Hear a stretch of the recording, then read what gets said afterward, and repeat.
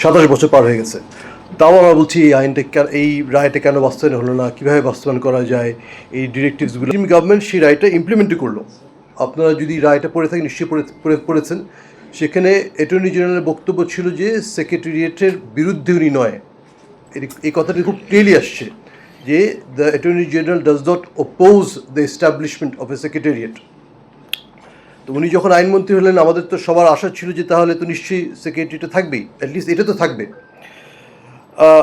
Unfortunately ওনারা বললেন যে যেহেতু এখানে একটা সার্টিফিকেট দেওয়া হয়েছে সেহেতু এটা আর কার্যকর নাই, রায়টা কার্যকর নাই, এবং ওনারা অ্যাপিল করবেন। অ্যাপিল করা ওনাদের রাইট, কিন্তু প্রশ্ন হচ্ছে যে অ্যাপিল করলেই কি অটোমেটিক্যালি আপনার রায়ের কার্যকরিতা স্টে হয়ে যায়?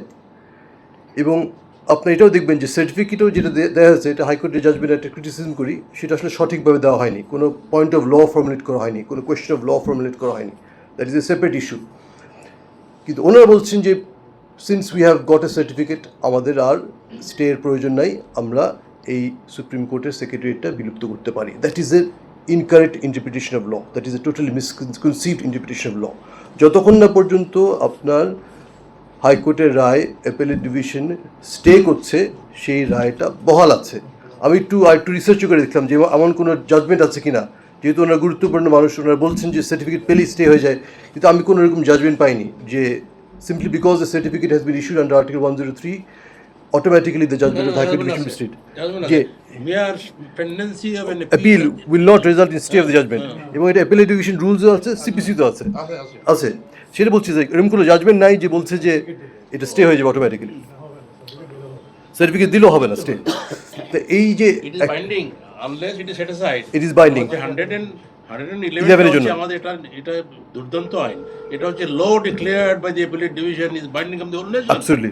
এটা আগে ছিল ল্যাঙ্গুয়েজটা অ্যাক্ট অফ 1935 লেখা ছিল the judgment of the federal court, judgment আমরা হচ্ছে act law declared is binding upon the high courts and etcetera etcetera as far as practicable. ওইটাকে আমরা ছাড়াই দিয়ে বলছি যে বাইন্ডিং আপন পার্লামেন্ট যেমন আইন করবে, সুপ্রিম কোর্ট আইন করবে। এক্স্যাক্টলি 111। তো সেই জন্যই যে মানে mere filing of an appeal will not result in stay of the judgment, অর্থাৎ হাইকোর্টের রায়টা বহাল আছে। অ্যাপেলেট ডিভিশন রুলস এটা স্পেসিফিক্যালি বলে দেওয়া আছে যে শুধুমাত্র অ্যাপিল করা হয়েছে এই কারণেই, কিন্তু হাইকোর্টের রায় কখনো স্থগিত হবে না। অর্থাৎ এখানে এই রায়টা বাস্তবায়ন করাটা সরকারের একটি লিগ্যাল অব্লিগেশন। কিন্তু ওনারা করলেন কি, ওনারা যেটা করলেন যে এই আইনটা রিপিল করলেন। রিপিল করে বললেন যে খুব ইন্টারেস্টিং, আপনারা দেখেন এখানে বলেছে ওনারা যে সুপ্রিম কোর্টের সচিবালয়ে ন্যস্ত বাজেট গৃহীত প্রকল্প ও কর্মসূচি সরকারের আইন ও বিচার বিভাগের নিকট হস্তান্তরিত ও ন্যস্ত হইবে এই আইনটা পাশ করার সাথে সাথে। অর্থাৎ সুপ্রিম কোর্ট সচিবালয়ে যেটুকু দায়িত্ব দেওয়া হয়েছিল পুরাটাই ওরা আবার আইন মন্ত্রণালয়ের অধীনে নিয়ে গেলেন।